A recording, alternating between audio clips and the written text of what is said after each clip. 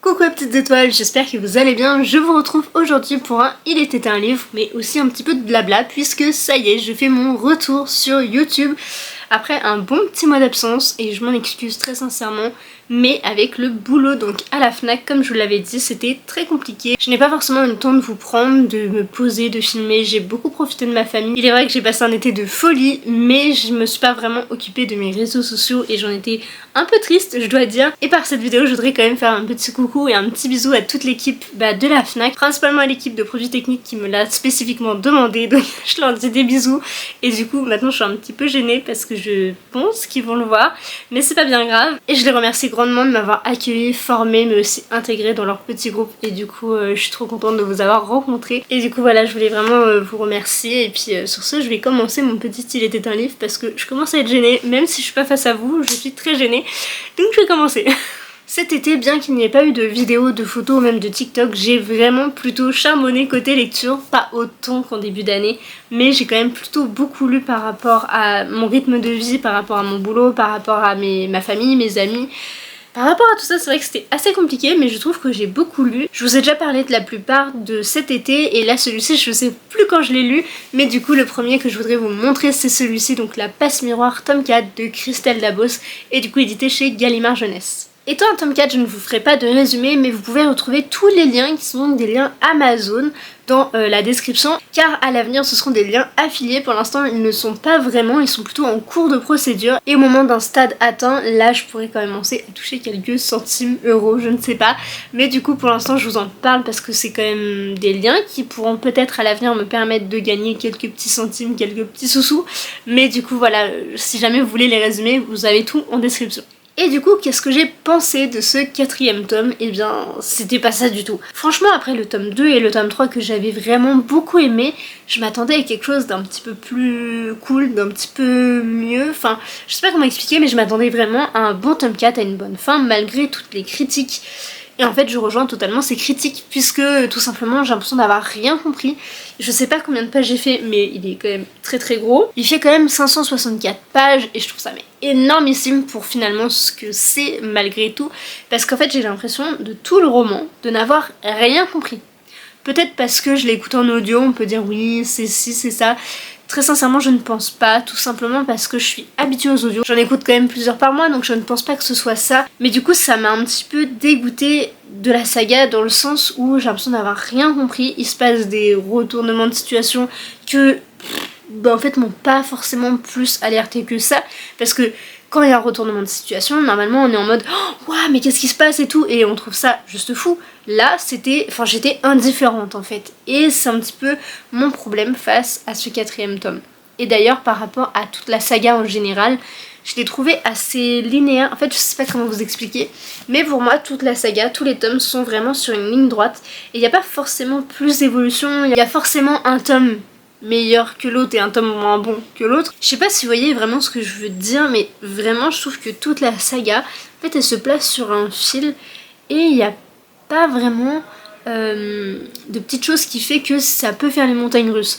Je sais pas, j'ai pas d'exemple en tête d'une saga qui peut faire ça, mais je trouve vraiment que toute la saga est assez plate et que les personnages n'ont pas vraiment de grandes évolutions.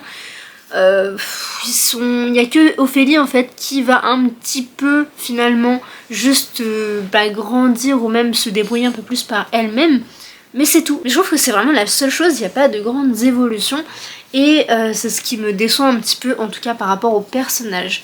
En revanche, côté de l'univers, je le trouve extrêmement bien travaillé, tellement riche, et peut-être trop riche, ce qui fait que, comme on n'a pas énormément de détails, ça manque en fait de petites choses. Je pense qu'il serait presque nécessaire de petites nouvelles. Je sais qu'il y en a une qui a été éditée, je ne pense pas pouvoir la voir, mais je vais peut-être essayer de me débrouiller quand même parce que je trouve que l'univers est limite incomplet dans le sens où on ne développe pas suffisamment par rapport aux arches, par rapport aux familles, etc.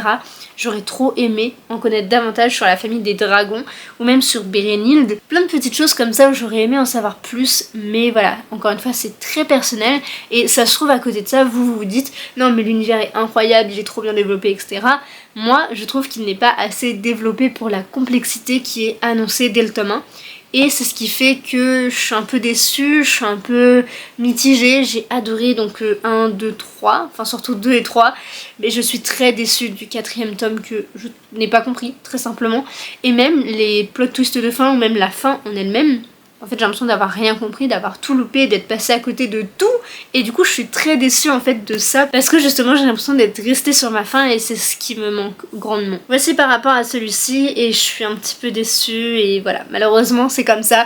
Je garde un bon souvenir de toute la saga en elle-même, sauf celui-ci, du coup c'est un petit peu triste, mais voilà, il y a quelques petits passages qui m'ont marqué, mais c'est tout, c'est pas la saga en elle-même. Désolée, je vais en décevoir beaucoup, mais bon, c'est comme ça. Ensuite, je vais vous parler d'un roman que je vous ai présenté dans le book haul du mois de juillet, si je dis pas de bêtises, qui m'a été très gentiment envoyé par la maison d'édition Hachette Roman, avec laquelle je suis partenaire donc cette année. Et pour le coup, c'était un quasi coup de cœur. Franchement, j'ai adoré ma lecture. Il s'agit donc de Persona, le tome 1, écrit par Yelena et donc édité chez Hachette Roman, comme je vous le disais. Et pour le coup, mais la couverture brille et vous fait des petites étincelles. Je vais essayer de pas trop bouger, mais du coup, juste... bah voilà, rien que l'objet livre est magnifique et l'intérieur est tout aussi beau, puisqu'on va suivre Andrea, donc un jeune garçon, un petit peu jeune fille. Enfin en fait il a plusieurs personnalités dans le sens où il a un pouvoir, le pouvoir de Persona, qui quand il façonne un masque, il va se transformer en quelqu'un d'autre. Et c'est pour ça que je vous dis c'est un petit peu Yel, dans le sens où il peut très bien se transformer en femme, mais aussi se transformer en homme, en jeune femme, en grand, petit, vieux, tout ce que vous voulez. Il peut se transformer en animaux, je sais pas. J'avoue que je me suis pas posé la question avant aujourd'hui, mais en animaux je ne sais pas, je ne pense pas. Mais du coup il a le don de Persona, et il est un petit peu dans ce qu'on pourrait appeler un monastère, mais pour les orphelins, parce qu'il est éduqué par sœur quelque chose, je n'ai pas le nom derrière, mais du coup, enfin voilà, ils sont dans cette... En fait moi je l'ai vu un peu comme un monastère, c'est pour ça que je vous dis ça, et ils apprennent à vivre avec leur pouvoir. Ils ont deux destins qui s'offrent à eux, soit ils se marient et ils abandonnent leur pouvoir, soit ils vont dans d'autres monastères justement pour exploiter ces dons et les offrir un petit peu à la société. Mais durant leur apprentissage, les gens peuvent requérir leurs services et justement les envoyer en mission. Mais un jour une dame du nom de Desideria va venir chambouler un petit peu leur monde justement, donc à Andrea et ses deux autres amis, pour une mission très particulière et qui va valoir pas mal de petites surprises. Je résume donc encore une fois très mal, mais j'espère vraiment vous avoir donné envie de le lire rien que par rapport au résumé, parce que pour le coup, je vous l'ai dit, c'est un quasi coup de cœur pour moi, il est incroyable. C'est vraiment un livre assez jeunesse, mais qui en même temps est très fantasy et aborde beaucoup de sujets. Et je l'ai trouvé mais tellement beau, tellement poétique sur les relations amicales, sur les relations amoureuses, sur les relations plutôt sociales, etc. Et franchement, mais entre les pouvoirs, ces relations au niveau de la société, etc. Mais c'est hyper bien mené. L'autrice a un don, vraiment, c'était très beau. Alors certes au début j'ai eu un petit peu de mal avec son écriture qui est pas particulière mais qui est propre à elle-même je dirais, et c'est pas péjoratif du tout, ce qui fait qu'au début j'ai eu un petit peu de mal, mais une fois rentrée dans l'univers, mais qu'est-ce que c'était bien, je ne pouvais plus le lâcher, vraiment, je ne pensais qu'à lui jour et nuit, et quand je l'ai terminé je me suis dit ah ouais non mais là il me faut le tome 2 tout de suite, et théoriquement il sort le 20 septembre si je dis pas de bêtises. Je ne sais pas encore si Hachette a fait les envois, mais j'espère très sincèrement parce que grosse pépite. Et du coup j'attends que ça, d'avoir le tome 2 entre mes mains, et il y aura un tome 3 comme l'autrice l'a annoncé. Mais déjà si je pouvais lire le tome 2 je serais très contente pour l'instant, même si il serait temps que le tome 3 sorte pour pouvoir du coup terminer la trilogie incessamment sous peu, peut-être cette année, je l'espère. Mais alors autant la Passe Miroir tome 4 je vous le recommande pas spécialement, mais alors autant celui-ci, mais je vous le recommande à 100%. Si vous aimez tout ce qui est fantasy, que ce soit jeunesse ou pas, mais franchement c'est très bien écrit, mais très bien amené, très bien abordé sur tous les sujets, et vraiment je peux que vous le recommander pour tout ça. En plus on est dans une ambiance assez romaine si je puis dire, parce que moi je l'ai vraiment imaginé avec donc comme s'ils avaient des toges, avec les décors qu'on peut voir, je sais pas si c'est pas facile à expliquer, mais un peu comme dans les anciens théâtres ou ce genre de choses avec les grandes tours blanches. Voilà, bref, les anciennes maisons là, toutes toute grande, bref c'est trop beau dans ma tête. J'espère que vous pouvez voir aussi ce que je peux voir, mais j'explique pas très bien. Je ne sais pas si tout ce que je vous ai dit peut vous convaincre, mais peut-être que les post-it le peuvent, parce que regardez tout ce que j'ai mis, c'est énorme, vraiment je ne pensais pas en avoir mis autant, mais quand je regarde après je me dis waouh, j'ai un petit peu abusé.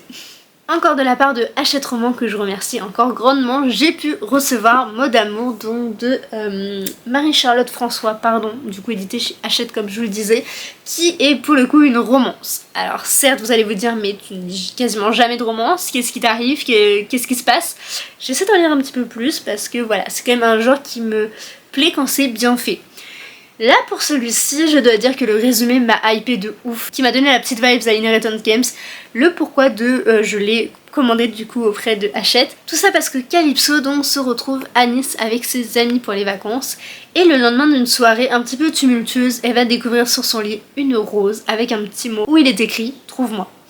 Il va y avoir une sorte de petit jeu de pistes, etc. Et pour le coup, ça, j'ai kiffé. Parce qu'une romance avec des énigmes, un petit peu de suspense et des petites, une petite relation qui peut s'installer, franchement, ça j'adore.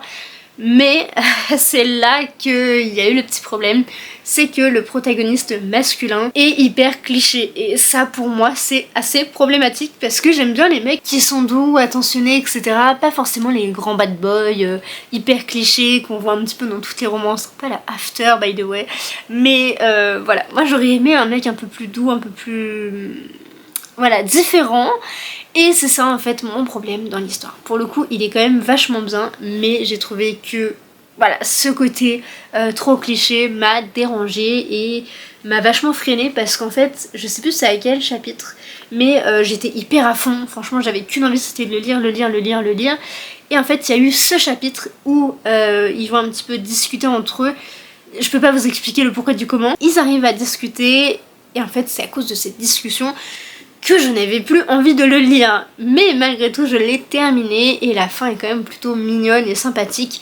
Je ne sais pas si je lirai le tome 2 d'ici là quand il sortira, parce que je regarde un souvenir quand même plutôt correct, c'était sympa, j'ai bien aimé, mais voilà, c'était pas la romance qui fait que j'ai envie de lire le tome 2, un peu comme les Campus Drivers que j'ai trop adoré et pour lequel j'ai envie de lire le 2 et le 3 parce qu'il y a beaucoup d'humour, il y a beaucoup de choses qui font que j'ai adoré tout simplement. Là du coup c'est pas totalement ça. C'était bien, j'ai passé un moment sympathique pour l'été, c'était vraiment très chill, good vibes et tout. Mais il a manqué ce petit truc qui fait que j'aurais pu aimer, et il y avait le cliché de trop. Voilà, tout simplement pour celui-ci. Je vous le conseille si vous aimez la romance et les clichés, mais si vous aimez pas les clichés en romance, passez votre chemin parce que ça vous plaira pas du tout.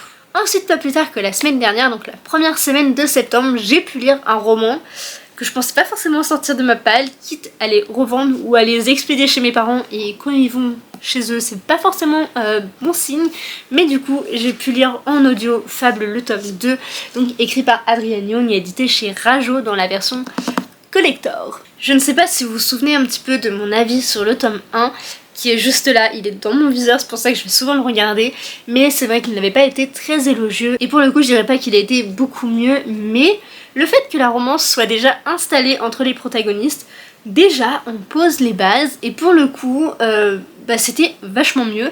Je dirais pas qu'il était excellent, mais j'ai quand même plutôt passé un bon moment. Le fait d'être proche de l'eau, peut-être que ça m'a plu, et pourtant je me rends compte que les histoires de pirates, alors certes j'adore dans la vraie vie, j'adore me renseigner sur les pirates, ça a toujours été quelque chose qui a fait partie de ma vie parce que je jouais aux pirates avec ma petite sœur avant dans le jardin, on faisait des gâteaux pirates, on faisait tout en pirate à vrai dire, on se prenait pour des pirates très sincèrement, mais les histoires de pirates c'est vrai que j'ai un peu de mal. Et encore une fois ça s'est confirmé avec Fable 2, enfin j'ai bien aimé mais ça cassait pas trois pattes à un canard, et pour le coup j'ai l'impression qu'il n'y avait pas spécialement de quête, il y a un protagoniste qui est rajouté dans l'histoire et pour le coup j'ai vraiment beaucoup aimé cette personne, même si on sait rien en fait des personnages, que ce soit Fable, que ce soit les autres, même si c'est vrai que dans le tome 2 on apprend un peu plus sur Fable et l'histoire de son prénom, et ça j'ai trouvé ça cool. Mais par exemple j'aurais aimé en savoir plus sur le personnage de Saint, mais on n'a pas eu plus d'infos, et il y a plein d'autres protagonistes en fait où j'aurais aimé en savoir plus, et c'est pour ça qu'il va y avoir une nouvelle de sortie chez Rajo du coup,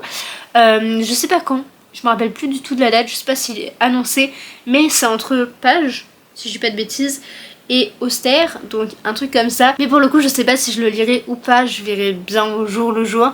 Mais du coup je suis quand même satisfaite d'avoir terminé cette duologie, même si bon elle vole pas très haut, je l'oublierai probablement très vite. Mais c'était quand même plutôt sympa en audio, ça passe bien, c'est rafraîchissant.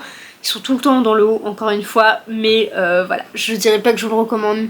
Mais bon, ça fait passer le temps et c'était plutôt cool. Et enfin je terminerai cette vidéo avec un livre que j'ai lu et terminé du coup dimanche soir, donc dimanche dernier. Et pour le coup, gros coup de cœur, c'était vraiment trop bien. Il manquait 2-3 petits détails pour moi, mais en vrai sinon c'était juste génialissime et je vous le recommande à 100%.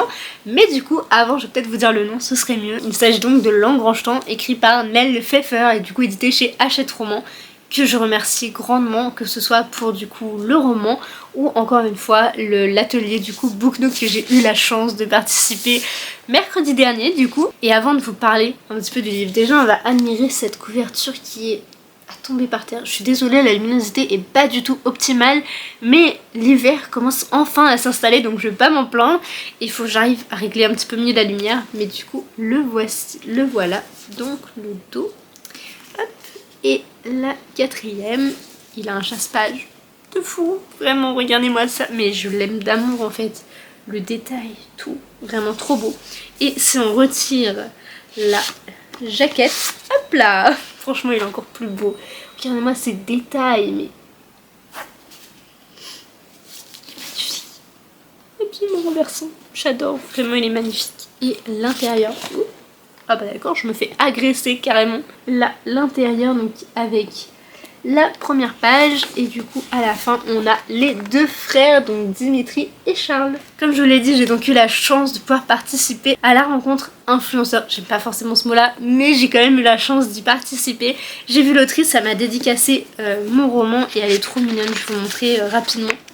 Donc voici ma petite dédicace et du coup elle m'a remis une petite carte comme ceci de Sophie Delapointe. Hop, elle est trop jolie et donc cette illustration est faite par Fanny Vanambre. Je sais pas, j'arrive pas à lire en fait avec la lumière encore une fois, mais du coup c'est écrit tout en bas, sinon je le mettrai en description, je ne sais pas, mais du coup voilà, je suis trop contente d'avoir eu tout ça. Du coup dans cette histoire on va suivre Sophie Delapointe, une jeune horlogère qui vient de perdre son père et qui doit donc gérer toute la boutique de l'horlogerie familiale. Et pour elle c'était pas forcément des plus évidents, elle a aussi repris le poste de son père, donc l'horloger royal, et donc elle va remonter chaque jour une dizaine d'horloges dans le royaume, enfin en tout cas dans le palais royal, et elle fait des petits circuits comme ça par jour. Mais ce qu'il faut savoir dans cet univers de fantasy, c'est que les horloges, donc certaines horloges, ou même comptoises, ou même montres à gousset, etc., parle. Ça s'appelle donc la chronolangue si je dis pas de bêtises. Ça fait donc partie de la grande catégorie des horloges prodigieuses et il y en a plusieurs autres et dont les engrangetons. Les engrangetons ont la capacité de vous faire remonter le temps. Vous voyez un petit peu où veut en venir déjà le titre et l'autrice. Et un jour Dimitri, donc le frère du roi, va rentrer dans cette horlogerie, donc celle de Sophie, et va lui dire écoute, faut que tu me répares ça. Et en fait c'est un engrangeton. Sur le coup il capte pas trop parce que son père est décédé avant même d'avoir le temps de lui expliquer un petit peu toutes les mécaniques. Mais elle va devoir voyager dans le temps avec le fameux Dimitri et il va se passer pas mal de petites choses. Et donc comme je vous le disais au tout début là de cette petite partie sur ce roman, eh bien j'ai adoré, c'était vraiment mais incroyable. L'histoire est super bien pensée. On est dans un univers un petit peu royal et ça c'est juste dingue parce que j'aime beaucoup ce côté très luxe et très ancien aussi malgré tout. Enfin il y a beaucoup de choses qui font que j'ai beaucoup aimé et le fait que les horloges puissent parler, incroyable. Gros big up à Farandole, donc une petite montre à gousset que Sophie a tout le long dans la poche, mais bon. Je vous en dis pas plus parce que je crois que je vous ai déjà spoilé, je ne sais pas. Oh, sinon je suis désolée, je suis vraiment un gros boulet. Mais voilà, franchement c'était génialissime. Les personnages sont très bien écrits. Il y a des retours un petit peu dans le passé, mais je vous en dis pas plus. Et franchement, c'est trop bien fait. L'autrice écrit d'une main de maître. Son écriture est très douce, très poétique je dirais même. Et en même temps percutante, elle est très douce quand il le faut, mais en même temps très percutante dans les petits moments où il faut justement aller chercher la petite chose et trop bien fait. Franchement, le mélange de magie, d'horloge, de royauté, de ce côté justement de l'écriture très voluptueux, je dirais. C'est une écriture très voluptueuse et je sais pas pourquoi ce mot me sort maintenant, mais je trouve que c'est vrai et je caractériserais ça un petit peu comme du velours mélangé avec de la dentelle. Enfin, je sais pas comment expliquer, mais c'est très doux et j'ai vraiment adoré sa plume qui est dingue. Et malheureusement je ne l'avais pas fini pour la rencontre avec elle, mais je vais aller la voir sur Instagram pour en parler un peu plus en détail, je n'ai pas encore eu le temps, mais c'était trop bien et j'ai trop hâte d'avoir le tome 2. Même si elle nous a dit qu'une romance allait un peu plus s'installer dans le tome 2, ce qui est à la fois très bien parce que c'est déjà amené dans le tome 1, mais en même temps je me dis c'est un peu cringe s'il y a ça dans le tome 2, donc à voir comment ça va être amené, à voir comment ça va être construit et fait, etc.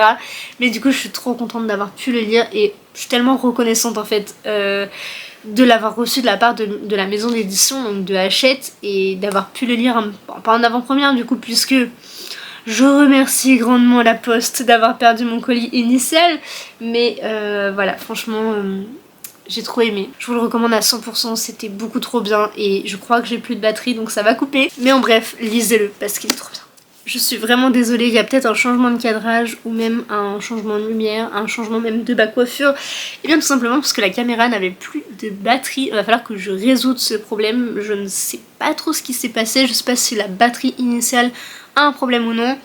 Bref, je verrai ça un petit peu plus tard, mais du coup je vous disais par rapport à celui-ci, donc l'Engrangeton, que j'ai vraiment adoré, que je vous le recommande à 100%. Je sais plus trop ce que je vous avais dit par rapport à l'univers qui est absolument fou, aux personnages qui sont bien développés, malgré le peu de pages, malgré tout. Et mon seul petit regret c'est qu'il soit si petit, parce qu'il est quand même pas très épais. Et voilà, j'étais un petit peu déçue de ça et j'espère que le tome 2 sera un tout petit peu plus gros parce que je serais bien restée un peu plus longtemps. Et d'ailleurs ça faisait assez longtemps qu'un roman ne m'avait pas autant tenu en haleine. Vraiment je voyais pas les pages tourner et des fois je me disais je suis déjà là mais c'est pas possible. Donc voilà, c'était un petit peu ce que je voulais rajouter par rapport à mon avis sur l'Engrangeton.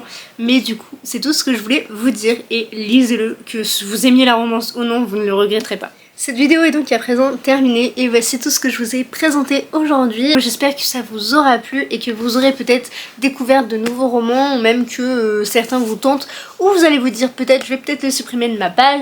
Mais voilà, sur ce j'espère que ça vous a plu. N'hésitez pas à me dire si vous êtes arrivé au bout de cette vidéo avec... on va mettre des horloges pour l'Engrangeton parce que c'est un petit peu mon coup de cœur de la palle. Même si des masques ça aurait pu être pas mal aussi pour Persona, les deux. Ou bien mettez les deux, je comprendrai. Mais du coup voilà, j'espère que ça vous a plu, que vous avez passé un bon moment en ma compagnie. Et enfin l'automne revient, donc les pulls avec. Je suis plus que ravie, vous avez pu voir déjà mes petites feuilles. Et vous voyez pas trop, mais là j'ai mis des petites citrouilles, des petites bougies, etc. Je suis trop contente. Voilà, sur ce je vais vous laisser, je vous fais plein de gros bisous et à très vite dans une prochaine vidéo. Bye!